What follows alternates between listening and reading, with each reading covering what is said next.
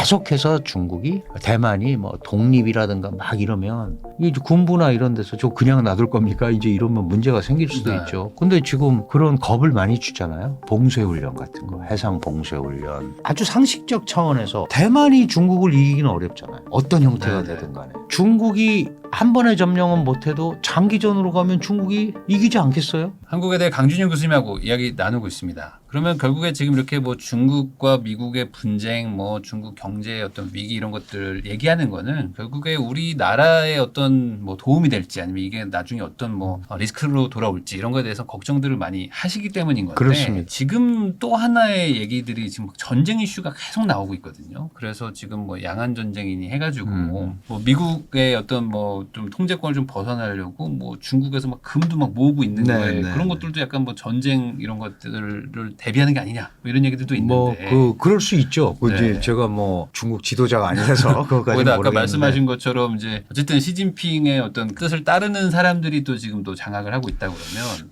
그게 어떻게 되는 거예요? 지금 이제 뭐 양안 관계, 중국과 대만 관계에 있어서 뭐 대만 침공설 전쟁이 아니고 중국이 일방적으로 대만을 침공하는 형태가 되겠죠. 그죠? 그래서 이제 그 부분에 대해서 걱정을 많이 하는 거예요. 그러니까 상식적 차원에서 대만이 자꾸 독립을 하려고 그러고 그 뒤에 미국이 있고 막 이러니까 저거를 중국이 힘이 있을 때 대만을 복속시켜야 된다. 그러면 TSMC도 중국게 되지 않느냐. 뭐 이제 이런 얘기까지 나와요. 근데 양안 전쟁은 그렇게 쉽지 않습니다. 쉽지 않고 여기 러시아 우크라이나 케이스에서도 보시다시피 뭐 세계 2위의 군사 대국이 우크라이나 같은 농업국이잖아요. 우크라이나는 유럽의 밀을 주로 생산하고 있는 농업국인데 전혀 3박 4일 뭐 일주일 안에 점령하고 가려고 그랬는데 지금 2년 반이 가까워지도록 해결이 안 되고 있잖아요. 이 양안 관계는 1979년 1월 1일에 미국과 중국이 수교를 하고 그럼 대만과 당연히 단교를 하는 거죠. 단교를 하면서 이 지도를 잘 한번 생각해 보세요. 중국 해안선에 센가쿠 열도가 이렇게 있고 대만이 있잖아요. 그러면 대만이 만약에 중국의 품에 들어가면 이 해안선이 전부 중국 관할이 되고 그러면 잘 아시는 미국의 서태평양, 미국 입장에서 보면 이제 태평양이 서쪽이니까 서태평양에서의 미국의 전략 지위가 매우 흔들리게 돼 있어요. 그러니까 대만을 지켜야 되는 겁니다. 그래서 1979년 단교하면서 4월 달에 미 의회에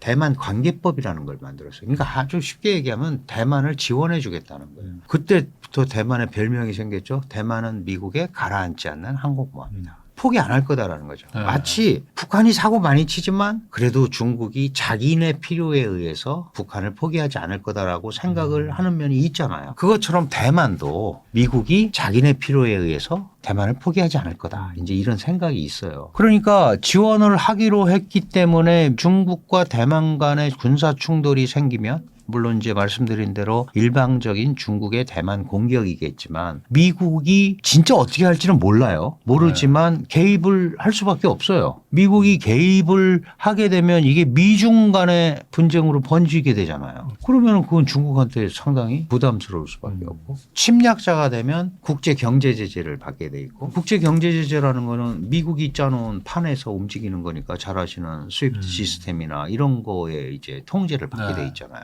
그럼 글로벌 밸류 체인의 40%를 차지하고 전 세계 제조업의 거의 30%에 육박하는 중국은 국제사회에서 굉장히 어려워지죠. 그러니까 그렇게 하기는 굉장히 어려울 거다. 거기다가 안정적인 양안 관계를 물론 이제 대만이 독립을 한다 그러지만 대만도 실질적으로 독립할 방법이 별로 없잖아요. 그러니까 사실은 현상 유지입니다. 뭐 국민당이 통치하든 민진당이 통치하든 다만 독립을 큰 목표로 내건 현상 유지와 중국과 잘 지내자는 현상 유지는 좀 다르죠. 다르기 때문에 그런데 지금 지난번에도 8년간 독립 성향을 가진 민주진보당 차이잉원 총통이 한 대 이어서 이번에도 또 한 번 대만 사람들이 이제 손을 들어준 거예요. 그러니까 향후에도 이 대만이 1949년에 본토에서 마오쩌둥과의 투쟁에서 진 장제스, 장개석이라는 사람이 넘어온 거 아니에요? 그러면 1949년에 넘어와서 태어난 사람을 한번 생각해 보세요. 49년생이면 지금 몇 살이에요? 그러게요. 지금 거의 75 아니에요. 그 사람들이 본토에서 태어난 것도 아닌데 네. 내가 저쪽에서 왔어도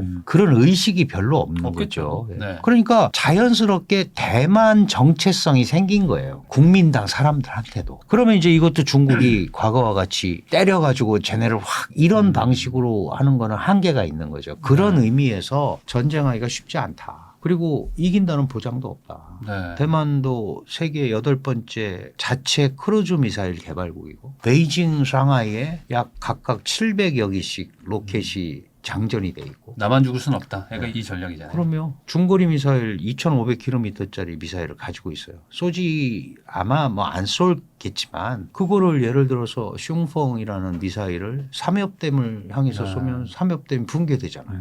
그러면 지금 뭐 최소한 5천만, 많게는 1억까지 몰살할 수 있다. 이런 얘기가 나오고 있단 말이에요. 그러니까 지금 이 대목에서 중국이 그런 거를 지고 과연 대만의 군사적 행동을 하겠느냐. 그러지는 않을 것 같다라고 보는 거죠. 그게 그렇게 해서 얻는 이익이 더 많아야 되는데 그렇게 해서 얻는 이익이 많기가 어려운 거죠. 그래서 대만을 완전히 내가 해서 위대한 중화를 건설했다. 그런데 상처뿐인 위대한 중화면 아무 의미가 없잖아요. 네. 그래서 지금 아직은 거기까지는 아닌 것 같습니다. 아닌 것 같은데 계속해서 중국이 대만이 뭐 독립이라든가 막 이러면 이제 군부나 이런 데서 저 그냥 놔둘 겁니까? 이제 이러면 문제가 생길 수도 네. 있죠. 근데 지금 그런 겁을 많이 주잖아요. 봉쇄훈련 같은 거, 해상 봉쇄훈련. 그다음에 그 원래 대만 해협이 135km거든요. 그런데 원래 영해 12L이 배타적 경제 수역 200km인데 이게 서로 둘 다 국가로 인정을 안 하니까 미국이 중재를 해서 가운데 중간선이라는 걸 걷어요. 그게 70km 정도거든요. 이거를 이제 서로 국경처럼 해서 안 넘어 다녔는데 이게 사실 재작년에 펠로시가 방문하면서 네. 이제 뭐 거기를 넘나들고 함정도 막 왔다 갔다 하고 이렇게 돼 있어요 지금. 네. 그런데 아주 상식적 차원에서 대만이 중국을 이기기는 어렵잖아요. 어떤 형태가 네, 네. 되든 간에. 중국이 한 번의 점령은 못해도 장기전으로 가면 중국이 이기지 않겠어요? 그러니까 그런 상황을 안 만드는 게 목표잖아요. 그러니까 이 민진당 정부는 대미 외교, 대일 외교를 강화할 수밖에 없는 거예요. 그래서 양안 간에 유사 문제가 생기면 미국과 일본의 지원, 그리고 거기에는 또 자연스럽게 서방의 지원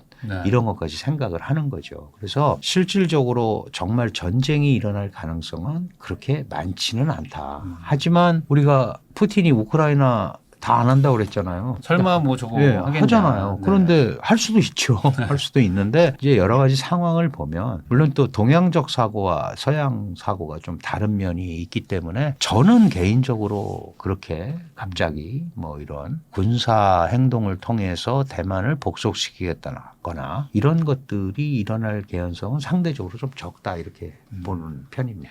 그러면은 예전에 사실 경제가 이렇게 막 급성장도 하고 그리고 이제 더 좋았던 건 어찌 보면 이제 중국이 성장하면서 세계 경제가 되게 호황이었는데도 불구하고 이제 워낙 싸게 만들어 주다 보니까 이제 세계화를 통해서 물가도 안정되고 네네. 되게 좋은 시절들이 있었는데 앞으로는 이제 그런 일이 안 올 것이다 이런 얘기들도 많이 하잖아요. 그렇죠. 지금 이제 그게 소위 엊그저께 다보스 포럼이 대련에서 열렸는데 리창 총리가 그 얘기를 한 거예요. 미국이 보호주의를 한다. 우리가 지금 싸게 만들어서 정상적인 방법으로 물건을 만들어서 파는데 그럼 시진핑 주석도 계속 얘기하는 거예요. 부역이라는 게 비교 우위에 의해서 이루어지는 거고 우리가 제대로 잘 만들어 정상적인 놓으면 어떡하냐. 방법으로 해서 하는 건데 왜 당신들이 보호무역주의를 하느냐. 예전에는 거꾸로 된 거죠. 이게 지금 바뀌었어요. 그런데 이게 아까도 말씀드렸지만 중국은 소비를 진작을 해서 국내 내수 경기를 끌고 가는 패턴을 계속 그중에 핵심이 부동산이었고 네. 이걸 했는데 그래서 대개 보면 1년에 경제 성장에서 소비 부분이 차지하는 게 55%에서 60% 사이 이 정도가 됐었어요. 근데 지금 이제 부동산이 꽝 죽고 나니까 40% 이하로 소비가 GDP 성장을 경제 성장을 따라가는 비율이 확 줄어드는 거예요. 그럼 그걸 뭘로 메꿔야 되잖아요. 네. 그래서 그걸 강조하는 게 산업 발전입니다. 역시 우리가 잘할 수 있는 게 제조다. 그래서 하이테크 쪽에서는 이제 전기차, 배터리 이런 걸 하는 거고 저임 노동력을 이용해서 만드는 게 이제 우리가 요새 하는 알리 테무 굉장히 싸잖아요. 너무 싸죠.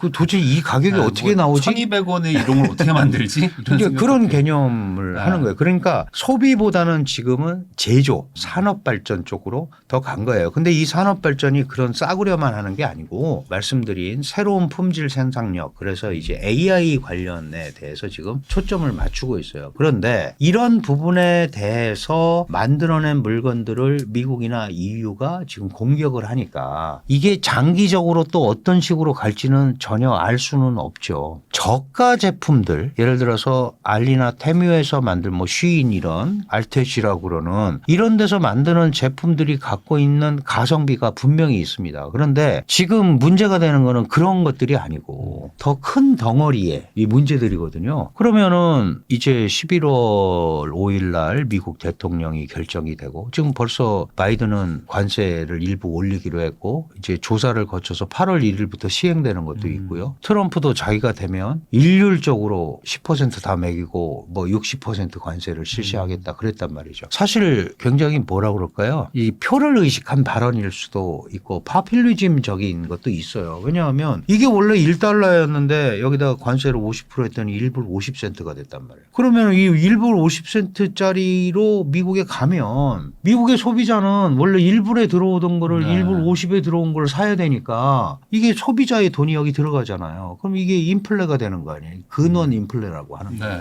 그런데 계속 저런 식으로 그러면 아 이거는 중국을 확실하게 무릎 꿇리기 위해서 하는 건가 보다. 근데 이게 한없이 할 수는 없는 거잖아요. 네. 이걸. 그러니까 결국은 시진핑은 무슨 생각을 하는 거냐 하면 시진핑이 뭐 한 번 더 하고 두 번 더 하고 세 번 하고 막 이런 거는 예를 들어서 연구 집권을 한다. 그건 중국이 할 일이에요. 중국이 판단할 일인데 시진핑은 과학기술로 무장된 사회주의 국가를 건설하겠다라는 게 목표입니다. 그래서 더 이상 미국으로부터 이런 기술이라든가 이런 거를 가지고 업신여김을 안 당하고 소위 궁지에 안 몰리는 이런 과학기술 사회주의, 과학기술로 무장된 사회주의를 건설하려고 하니까 앞으로 계속 이걸 할 거예요. 그리고 자신들의 방식으로 물건을 만들어서 수출을 할 거고 그러면 다른 나라들은 아 이건 비정상적으로 만들어진 거야. 뭐 시인 같은 경우는 예를 들어서 신장 위구르가 중국 면화의 90%를 생산해요. 전 세계 면화의 거의 25%를 거기서 생산합니다. 거기 그걸 가지고 만든 옷이 쉬인 옷이에요. 네. 그러면 아시다시피 신장 위구르 지역은 인권 착취를 하면서 급여도 제대로 안 주고 노동법도 안 해주고 한 건데 그걸 공정 경쟁 못 하겠다 이거죠. 그래서 제재를 하는 거거든요. 그러니까 공평하게 경쟁하자는 거죠. 너희는 환경오염하고 만들어낸 거고 우리는 환경오염 방지 비용 내고 만들어낸 거하고 어떻게 시장에서 똑같이 경쟁하냐. 중국은 그런 거 아니다. 우리는 우리 나름대로 기술을 개발하고 하는 거니까 정상적인 건데 왜 자꾸 그걸 갖고 그러냐. 이건 이제 안 끝나는 싸움이죠. 그러니까 이게 그리고 누가나 멈출 수가 수출하면 없는. 예. 그러니까 뭐 제가 이런 말 참 드리면은 갈등이라는 거는 네. 저는 살면서도 이게 해결되는 걸 잘 못 보잖아요. 우리가 둘 중에 뭐 싸우다가 하나가 죽으면 갈등이 해결될까. 또 주먹으로 끝나지 않습니까? 그렇죠. 그런데 누가 하나 지든지 네. 완전히 내가 잘못했다 그래야 해결이 되거나 그래도 저도 앙금이 남아 있잖아요. 네. 그러니까 그게 사라지려면 그 당사자가 하나 없어져야 돼. 근데 그러기 어렵잖아요. 그러니까 갈등을 관리하는 게 훨씬 나은 거죠. 해결하려는 것보다. 해결이 안 되니까 관리하는 게 훨씬 낫다는 네, 거예요. 네. 제가 판단할 때는. 그러면 관리하는 쪽으로 시스템을 갖추자. 아까 미국이 미중 간에 갈등이 있지만 충돌로 가는 걸 방지한다는 것처럼 한중 간에도 맨날 북핵 얘기 가지고 이렇게 해봐야 근원적인 문제지만 이것 때문에 그다음 스텝이 못 나가잖아요. 이거는 이대로 놓고 이거에 대한 방향성을 잡고 양측이 먹고 사는 문제에 대해서는 훨씬 더 실질적으로 접근을 해보자라는 결단을 해야 된다는 거죠. 그게 새로운 기준점을 찾는 거예요. 그러면 지금 중국에 가 있는 많은 한국 기업들이 얼마나 힘들어요. 그리고 중국도 한국에 투자하고 싶은 게 되게 많아요. 물론 이제 투자해가지고 또 자기네가 장악을 하려고 그러는 게 있지. 이게 마침 또 우리 부동산에 관한 거니까 중국의 투자자들이 한국에 집 사고 싶은 사람들이 있을 거 아니에요. 물론 다 사주면 이거 잘못하면 중국 거 된다. 막 이래가지고 중국 거 되게 하면 안 된다 그래서 규제를 하지만 중국에서도 규제를 해요. 중국에서도 자국의 자금이 빠져나가니까. 그러나 일정 부분 그런 흐름들은 만들어갈 수 있는 거거든요. 교류의 흐름들.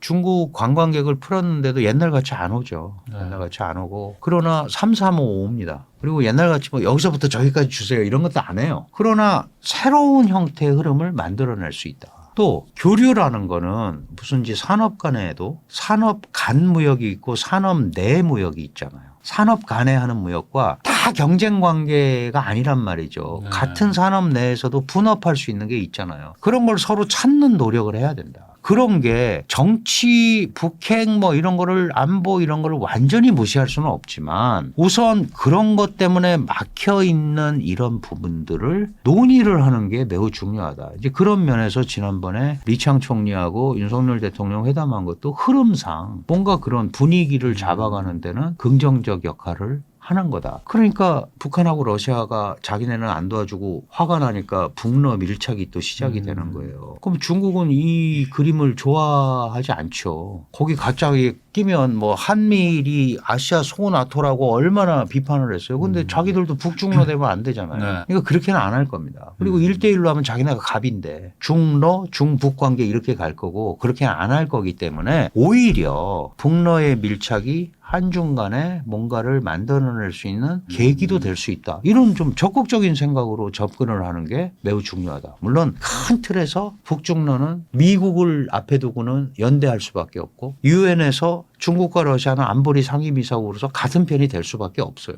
그런데 한중도 먹고 살아야 되잖아요. 그거는 좀 새로운 형태로 갈 때가 됐다. 지금 한중 수교가 올해가 32년인데 이제 나이가 들어서 청년, 장년으로 가는 거잖아요. 그러면 좀 새로운 접근을 양측이 하려는 좀 뭐라 그럴까요? 좀 이성적이고 좀 과거와는 다른 형태의 접근도 필요할 때가 됐다. 경제적으로는. 그러니까 네 편 내 편 해가지고 갈라봐야 사실 경제적으로 좋을 건 없는 건데. 그렇죠. 그런데 우리는 다른 나라가 안 갖고 있는 이제 북한이라는 특수 요인을 가지고 있죠. 그리고 네. 가만히 있지를 않잖아요. 요새도 뭐 오물풍선 보내고 그래서 아주 머리 아파 죽겠는데 미사일 실험도 하고 GPS 교란도 하고 네. 그다음에 뭐 핵도 7차 핵 실험을 한 해 만에 그러고 있고 그러니까 굉장히 압박을 한단 말이죠. 그러니까 우리도 그거가 뭐 중국 때문에 그렇다라고 얘기할 수는 없어요. 그러나 저 불안 요소가 한중 간의 교류를 근본적으로 그르치는 거는 좋지 않다. 라는 얘기를 서로 해야죠. 중국도 우리한테 필요한 게 있잖아요. 이제 그런 접근을 이제 한중 소교가 32년 8월 24일이 되면 이제 33년째 맞이합니다. 그럼 좀 발상의 전환을 통해서 좀 한 단계 업그레이드한 양자 관계를 구축해 가야 되지 않는지 이런 생각을 하게 되는 거죠. 그럼 여기서 또 하나 좀 여쭤보고 싶은 게, 그러니까 이제 유럽도 지금 중국을 규제하고 뭐 그러다 보니까 우리나라 요즘 뭐 2차 전지나 뭐 자동차, 전기차 이런 것들에 경쟁력이 좀 있다 보니까 상대적으로 이제 중국이 압박받으면서 우리가 좀 유럽이나 이런 미국, 북미 시장에서 좀 유리할 수 있다 이런 얘기들이 나오고 있는데 제가 궁금한 거는 예전에 중국하고 유럽하고 되게 친하지 않았습니까? 맞습니다. 원래 되게 예. 잘 지냈었는데 어느 순간 갑자기 왜 이렇게 된 건지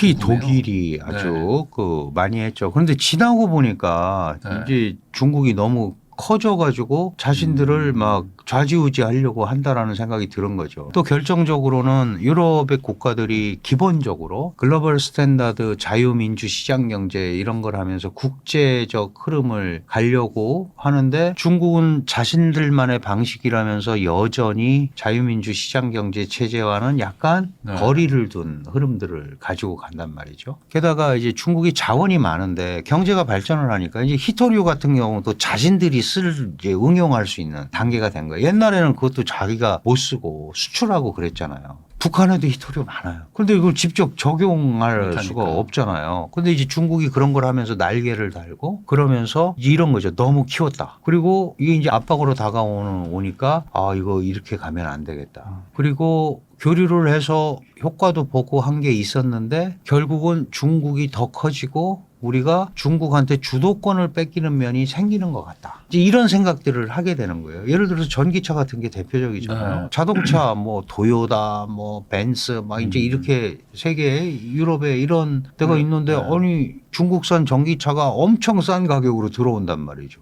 그러면 이거는 자신들의 산업을 직접적으로 억제하고 공격하는 효과가 있는 거 아니겠어요? 그러니까 이제 그런 데서 조금 벗어나야겠다라는 네. 생각을 하는 거죠. 그리고 원래는 때는 미중 사이에서 중국은 미국과의 갈등의 완충지대로서 유럽을 굉장히 자기 편으로 만들려고 애를 썼어요. 근데 바이든 시절이 되면서 같은 편까지는 아니더라도 하여간 훨씬 협력적인 분위기가 된 거죠. 그러니까 이런 부분이 결국은 중국을 더 이상 뭐 키워준다 그러면 그렇지만 그냥 수수방관하는 거는 놔두면 안 되겠다. 자기네들한테도 좋을 게 없다라고 생각을 하는 것 같아요. 그러면은 지금 사실 경제 체제 중에 유럽, EU와 지금 미국 둘 다 그렇죠. 중국 네. 압박하고 있는 상황이라면 그래서 이제 어려운 거죠. 어떤 답이 있겠어요? 네. 그러나 아까 말씀드렸다시피 글로벌 밸류 체인에서 중국이 차지하는 포션이 있기 때문에 무턱대고 디커플링이나 이거는 못하죠. 못하고 그래서 선별적 관세를 매길 수밖에 없는 거예요. 트럼프 같은 경우는 일률 관세인데 이제 바이든 같은 경우는 중국에 대해서 특정 제품, 전략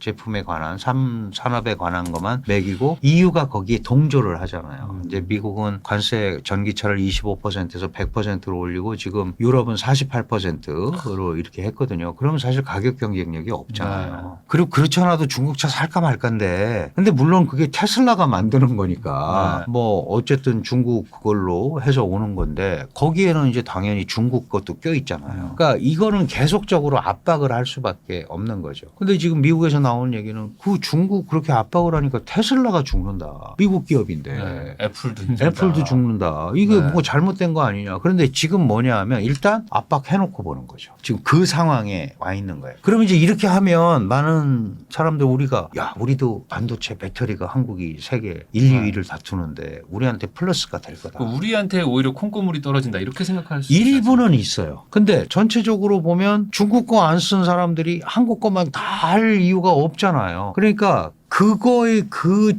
업종의 경기가 타격을 받을 거다라는 거죠. 그럼 결국은 미국이나 EU가 자급을 하고 자체 그거를 하려고 하는 부분이 들어있는 거니까 오래 가지는 않는다. 단기적 이익은 볼 수 있지만. 그러니까 한국을 살려주려고 하는 것도 아닌 거다 이거예요. 그렇죠. 자국 당연히 그렇죠. 주의니까. 기본적으로 자국을 위해서 하는 거니까 일시적으로 한국이 대체 효과를 보고 반사 이익을 보는 부분이 존재하겠지만 한국이 그렇게 나가면 미국이나 EU가 한국 걸 똑같이 규제할 거예요. 그래서 우리나라도 조만간 한번 얻어 맞는다 이런 얘기. 그럼 당연히 그렇게 될 수밖에 없어요. 그러니까 네. 너무 그 과도하게 그렇게 할 필요는 없다. 다만 이제 한국은 미국이나 유럽과 협력을 하는 자유민주 시장경제 국가니까 상대적으로 좀 더 투명할 수는 있죠. 그럼에도 불구하고 이런 국가들이 남을 위해서 고민하지는 않잖아요. 그야말로 각자 도생이거든요. 네. 나부터 살아야겠다라고 네. 생각을 하니까 그거를 해결할 수 있는 방법이 초격차 기술력이에요. 다른 게 없잖아요. 네. 아 저거는 제 걸 안 쓰면 안 되는구나. 답이 없다. 그렇게 되게 만들어야 되는 거예요. 그러니까 지금 반도체 뭐 물론 시스템 반도체에서 밀리지만 어쨌든 우리가 메모리 반도체 그다음에 배터리도 중국이 일부 저가에 네. 뭐 이런 걸 만들어서 기능하는 부분이 있지만 이런 제품이 한 5개 정도 있다. 그러면 국제 시장에서 우리의 그 흐름을 가져갈 수 있는 거죠. 그래서 지속적으로 기술력 그다음에 이제 외교가 더 넓어져야죠. 네. 지금 최근에 이제 글로벌 사우스라는 소위 제3세계로 옛날에 불렸던 국가들이 인구도 많고 자원도 있고 경제도 발전한 이머징 마켓들이 있어요. 그게 뭐 인도네시아, 브라질, 인도 막 이런데 이런 데하고도 관계를 확대해서 외교 지평을 넓혀야 됩니다.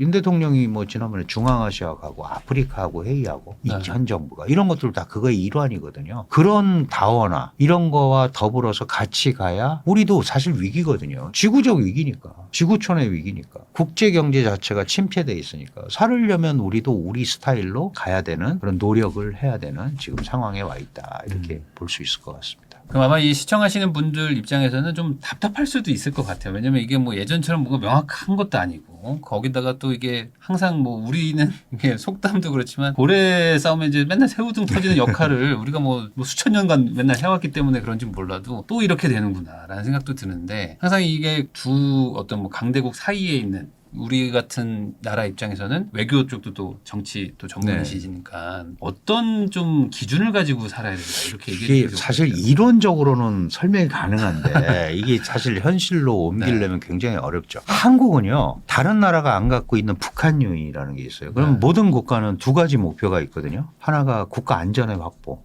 또 하나가 지속 가능한 경제 발전이에요. 그런데 한국은 일본부터 북한이라는 특수 요인에 걸려 있어요. 그런데도 불구하고 이렇게 경제 발전을 한 거는 이건 정말 기적입니다. 세계의 기적이죠, 진짜로. 그리고 막 뭐 21세기 문화 아이콘 한류도 가지고 있고 그러니까 대단한 성과를 거둔 것에는 분명해요. 그럼 이제 이걸 이어나가야 되는데 지금 말씀하셨지만 야, 이 미중 사이에 맨날 새우처럼 휘청휘청하는 거 아니에요. 근데 이제 한국이 더 새우는 아니에요, 사실은. 그래서 그거를 커버하는 말이 dolphin diplomacy라는 거예요. 돌고래 외교. 기민하게. 결국 무슨 얘기냐 하면 미중 사이에서 선택을 해서 해결이 되면 선택하면 되는데 선택을 해서 해결될 게 없어요. 안보 때문에 선택하면 이쪽이 경제가 좀 문제가 생기고 물론 중국 경제도 우리가 한때 25% 의존율 갖고 있다가 지금 한 17%까지 떨어졌거든요. 그리고 이미 적자 구조로 전환이 됐고 대미 수출이 오히려 더 늘어나고 있고 변하는 겁니다. 이렇게. 그럼 이제 이 상황에서 한국이 할 수 있는 거는 우리가 이렇다라는 거를 미국이든 중국이든 여기에다가 설명을 해 주는 게 더 필요하다. 그래서 선택 외교가 아니고 설득 외교를 해야 되는 거죠. 우리는 이렇게 갈 수밖에 없다. 그리고 중국한테도 우리도 미국한테 이러지 않았냐. 삼성과 SK의 장비 공급을 1년만 허가해 준다고 그러다가 결국 풀었어요. 우리가 계속 얘기한 거예요. 그러면 그거 망하라는 얘기 아니냐. 그럼 당신들한테도 좋은 거 없다. 그 장비들이 실리콘밸리에서 들어오는 거 아니냐. 니네 거다. 이걸 이렇게 막아놓으면 결국 다 망하자는 것밖에 더 돼요. 풀어줬단 말이죠. 얘기를 해야 되는 거예요. 중국도 너희 자꾸 미국 말만 들으면 니네 물건 안 사. 이랬잖아요. 반도체. 근데 미국하고 잘못되면 물건을 못 만드는데 뭐. 팔 물건이 없는데. 그럼 너희도 그렇게 얘기하면 안 된다 이거죠. 이 반도체 생태계라는 게 미국의 원천 기술과 뭐 일본의 소재 부품 장비 그다음에 한국과 대만이 제조하는 거고 여기에 특정한 ASML 네덜란드 이런 데 노광 장비가 들어오고 이래서 되는 거 아니에요. 하나만 삐걱해도 안 나오는 거예요. 분업을 하고 있는 거죠. 그렇죠. 그런데 중국이 한국한테만 니네 거 안 산다 그러면 우리 보고 어떻게 하라는 거예요. 그러니까 중국도 우리한테는 이제 그 얘기 안 해요. 무슨 얘기냐 하면 지속적으로 이런 우리의 입장. 그걸 이제 사실 원칙 외교라고 표현은 하죠. 원칙 외교라고. 우리도 핵심 이익이 있는 거지 중국이 있는 것처럼 이렇게 하면서 우리가 처한 상황을 분명하게 얘기하고 가는 게 맞는 것 같다. 아닌데도 그런 척하고 아닌데 듣는 것처럼 보여주고 이러면은 그게 나중에 쌓여갖고 안 됩니다. 그러니까 미국한테도 그렇고 중국한테도 그렇고 이거는 어렵다라는 얘기를 해주는 게 분명하다. 안보 때문에 우리가 한미는 동맹이다 이거죠. 동맹은 군사협력까지 마지막에 같이 하는 거예요. 한중은 협력 구조예요. 협력 구조하고 동맹 구조는 다르잖아요. 근데 이 동맹 구조가 지금 매우 필요한 이유는 북한의 핵 위협과 북한으로부터의 위협이잖아요. 그러면 그거를 제대로 작동 안 하게 하려면 중국 입장에서 북한이 핵을 가지고 장난하고 무슨 미사일 가지고 장난 못 치게 해줘야 되는 거 아니에요. 그런 노력들을 서로 해서 방향성을 잡으면 상대적으로 한미 밀착도 상대적으로 약해진다. 니네가 그럼 너희가 좀 많이 해줘라. 우리는 해봤다. 지난 정부도 직접 소통도 해보고 하면 안 되지 않냐. 그 전에 압박. 지난 정부의 소통. 그러니까 결국 북한은 핵을 포기할 생각이 없기 때문에 우리가 지금 이 대목에서 유일한 동맹 국가인 미국과 협력을 할 수밖에 없는 거다. 중국도 알죠. 그리고 자기네가 북한을 완전히 통제하지 못한다는 것도 알잖아요. 그러나 기본적으로 방향 설정을 해줄 수 있잖아요. 서로. 그걸 가지고 논의를 해야죠. 그러면 저는 한중 관계가 제대로 가려면 북한 문제를 한중이 얘기해야 돼요. 지금까지는 한미도 북한 얘기하고 미중도 북한 얘기하는데 한중은 북한 얘기 안 해. 서로 피해요. 이러지 말자 이거지. 얘기를 하면서 서로 얘기를 하면 협력하는 부분도 만들 수 있고 우리가 상대적으로 공간을 조금 더 만들 수 있지 않겠느냐. 그렇게 생각을 합니다. 그리고 이게 예스맨보다는 어느 정도 좀 노를 할 수 있는. 지금도 그렇게 하고 있습니다. 그리고 그렇게 하려면 사실 제일 중요한 건 아까 말씀하신 것처럼 어떤 뭐 초격차가 있든지 어떤 경쟁력 있는 걸 또 가지고 있어야지만 또 말할 수 있는 카드가 있는 것 같기도 하고. 그리고 우리가 잘해야 하는 수밖에 없는. 그렇죠. 사실 우리 뭐 방산이 한국에 요새 뜨고 있는데 무기가 좋잖아요. 좋으니까 산단 말이죠. 좋다 싫다 뭐. 마크롱 같은 프랑스 대통령이 왜 유럽에서 샀지 한국에서 사오냐. 자기네 무기가 안 팔리는 거예요. 당연히 그런 일이 생기는 거예요. 그걸 다 뚫고 나가는 겁니다. 그래도 한국게 좋으면 살 거 아니에요. 그래도 난 저게 더 난데. 그리고 한국 무기가 나토에서는 미국의 시스템하고 연결이 되고 보안 체계나 그건 사쓰는 거예요. 그러니까 그렇게 만들어서 뿌리를 깊게 연계시키는 게 더 중요하다. 이런 생각을 하면서 접근을 해야 되지 않을까요? 그리고 우리 국가 경쟁력 자체를 좀 높여가는 방향으로 하면서 거절할 건 거절하고 또 요구할 건 요구하는 그런 나라가 되는 수밖에 없다. 그렇게 정리할 수 있을 것 같습니다. 네, 지금까지 한국외대 강준영 교수님과 함께 뭐 중국의 상황부터 또 왜 미국과 중국이 어떻게 싸우고 있는지 그리고 그 사이에서 우리는 또 어떻게 해야 되는지 한번 이야기를 나눠봤고요. 이런 내용들도 한번 고려하셔가지고 뭐 투자도 그렇고 앞으로 우리가 또 어떻게 살아가야 되는지 뭐 일상생활에서도 조금씩 우리가 반영을 하다 보면은 국가 방향도 좀 바뀔 것 같습니다. 귀한 시간 내주셔서 다시 한번 시청해 주신 거 감사하다는 말씀 전하면서 저도 교수님하고 인사 나누겠습니다. 교수님 오늘 나와주셔서 감사드립니다. 네, 고맙습니다.